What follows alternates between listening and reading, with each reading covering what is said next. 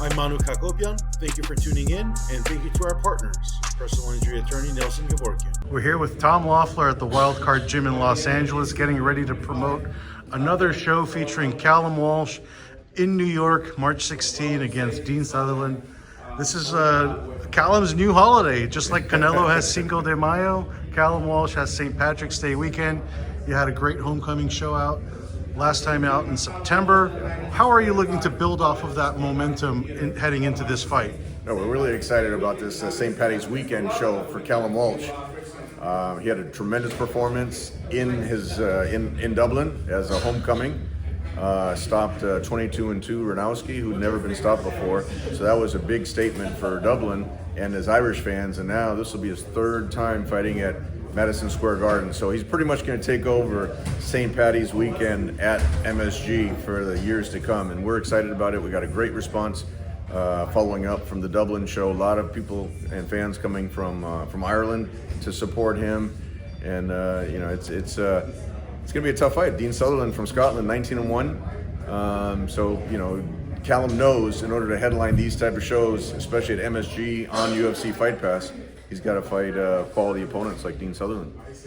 And, I had a chance to catch up with Callum as well, too, and he's talking about leveling up the quality of opponents, and he could only do with what he's served with. Yeah. You're the guy bringing all the fights to him. How soon do you think he could just level up, get bigger bites at the apple, per se, number 6 ranked contender, 2 into sanctioning bodies? Mm-hmm. So how soon do you think he could fight a household name in boxing? Callum's on a great track. He's 12-0 with 10 knockouts, trained by Hall of Fame trainer Freddie Roach here from the Wildcard Gym. So we don't want to rush things, but his record definitely has quality opponents on it. Like I said, he's in the top 10, number 6 of 2 of the sanctioning bodies. So I can easily see him fighting for a world title within a year and a half, 2 years, somewhere in that range. But there's no need to rush it. He's on a great trajectory. He's really the fastest rising star in boxing. The way he's selling tickets overseas, over here, his ratings on UFC Fight Pass, his recognition on social media.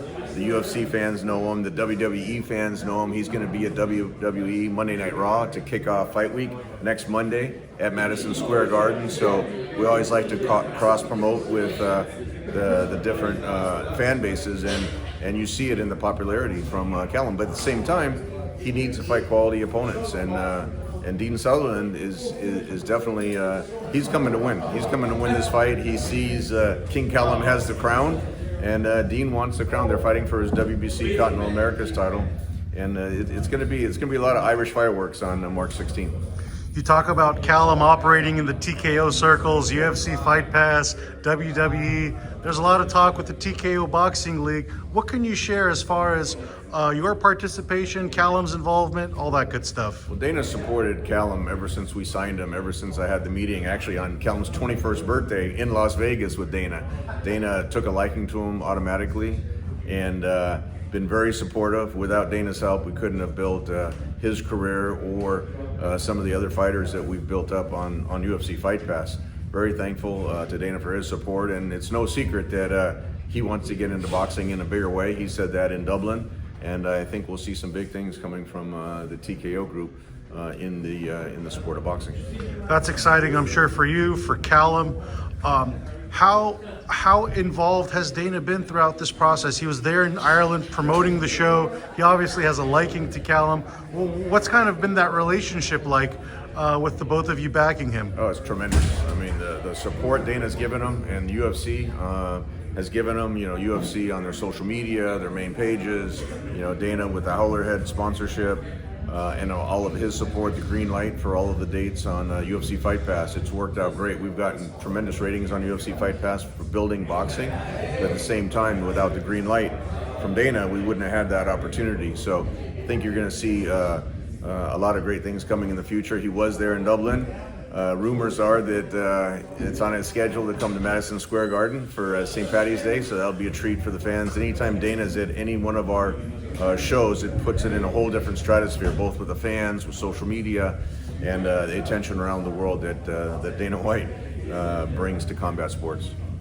Absolutely, and the 154-pound division, arguably one of the most stacked and loaded in boxing. You obviously have Sergey Bohachuk as well too. There's unified champion Sebastian Fundora, also Bakram Murtazaliev, the IBF champion, and then Terence Crawford, who appears to have one foot out the door already. Who knows if he'll ever fight at 154 pounds again. What do you make of the entire title picture right now with both of your guys in Bohachuk and Walsh? And do you think they could be getting a crack at either of those crowns? Absolutely. Sergey Bohachuk's rated number 1 in the WBC, mandatory challenger. Callum's rated number 6 in both the WBC and the IBF, so you'll see some great things. Bohachuk will definitely get another title shot here within, should be for this year.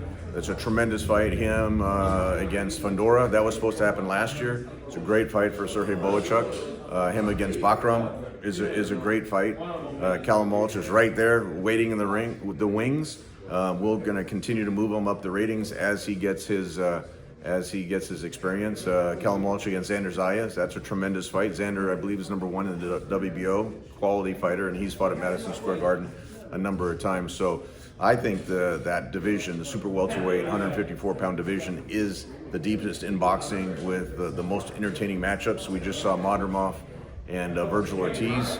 I'm convinced that if Madrimov had fought Sergey Bohachuk in December like he was supposed to at Riyadh season, there's no way that he would have fought Virgil Ortiz. I'm sure Sergey, you can't take anything away from Madrimov, quality fighter, but we really like that matchup for Bohachuk, and we see some exciting fights, a lot of exciting fights for Callum Walsh in that division as well.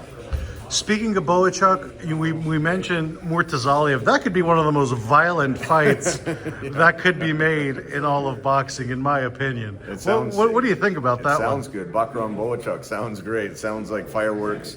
No, that's tremendous. I mean, anyone that Sergey fights, it's a nonstop action, nonstop coming forward. We saw that with Virgil Ortiz. He dropped, supposedly the unbeatable Virgil Ortiz. He dropped him twice in a 12-round fight.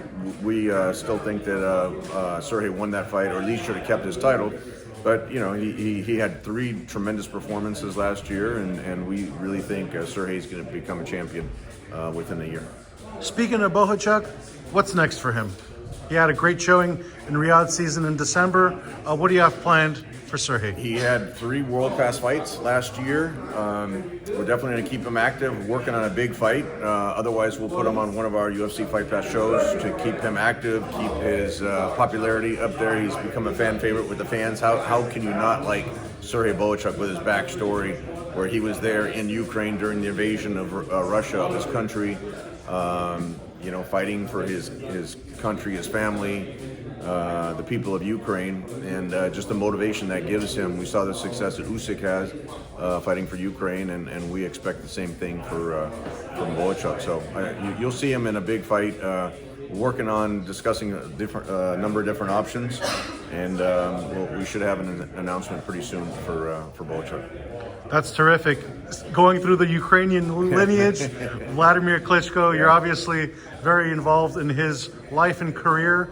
Could we call it a career? Is the comeback still on track to happen? What can you share? I tell you, if anyone can make a comeback at 48 years old, it's Wladimir. He's in tremendous shape every time I see him. He just looks like he did when he went on that historic 25 title defense heavyweight championship run. Vladimir's tremendous fighter. So much respect for him, what he's accomplished in the ring, and Vitaly, what he's accomplished in the ring, and what they're facing now with the invasion of their country. Vitaly is the mayor of Ukraine. Have still a very close personal relationship with both guys. They're like brothers to me, and just hopefully, we can see some resolution to this war in Ukraine, the invasion of their country. Hopefully, we can put a stop to that, because I know they're very close with the military, and they see a lot of people dying on a regular basis over there, and it's really such an unnecessary war that hopefully we can see some resolution to that soon. We talk about Wladimir. He said he won't fight if Usyk has the titles. Yeah. Doesn't look like that's changing anytime soon. Maybe try to get that last loss back against Anthony Joshua. Do you think that could somehow come together? Anthony's looking for a big name opponent, big event. Klitschko, Joshua too. Can that happen in 2025? Well, I don't want to speculate for Wladimir, but I mean, there's so many great matchups. Even the rematch with Fury. I don't know if Fury really is retired again, like he says. You know, that great matchups for Vladimir. Vladimir is such a historic figure. Anyone that he fights in the heavyweight division, but my understanding is he really does want to fight for a title. If a title becomes available, like you said, he wouldn't fight Usyk. Wouldn't make sense for him to fight his countrymen, but. Dubois, you know, that's a great fight on you know what's happening with him. So, you know, that's up to Vladimir. I'll let him speak for himself. I don't want to put any words in his mouth. But I'd like to see him come back as a fan of boxing and a fan of Vladimir's, and I think, like I said, if anyone can do it, Vladimir could do it. And another legend you were involved with, Gennady Golovkin. He's very much involved into bringing Olympic boxing back into the forefront. Yeah. What can you share? You got a new sparring partner. What can you share with Gennady Golovkin? And what's he up to these days? Triple G, another historic career. Really proud of what we accomplished with Gennady, making him into a global brand, selling out arenas all over the world. Now, in the second stage of life, of his life, heading Olympic boxing. Hopefully, we can save Olympic boxing for LA 2028. I mean, it would be such a shame if boxing wasn't part of the Olympics. I mean, it's almost unthinkable to me as a boxing fan. In your hometown too. Here in Los Angeles, so we're going to support him however he needs.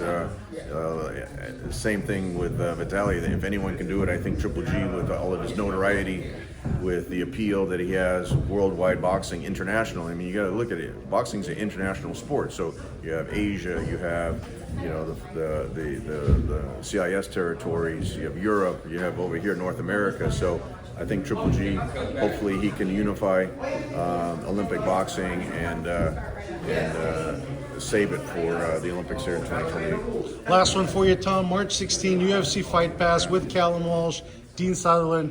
What is your prediction on this event? How do you see it going? It's going to be a lot of Irish fireworks. Not only headlined by Callum Walsh versus Dean Sutherland, we got Thomas Carty on the show. We have the rematch with Emmett Brennan and Kevin Cronin.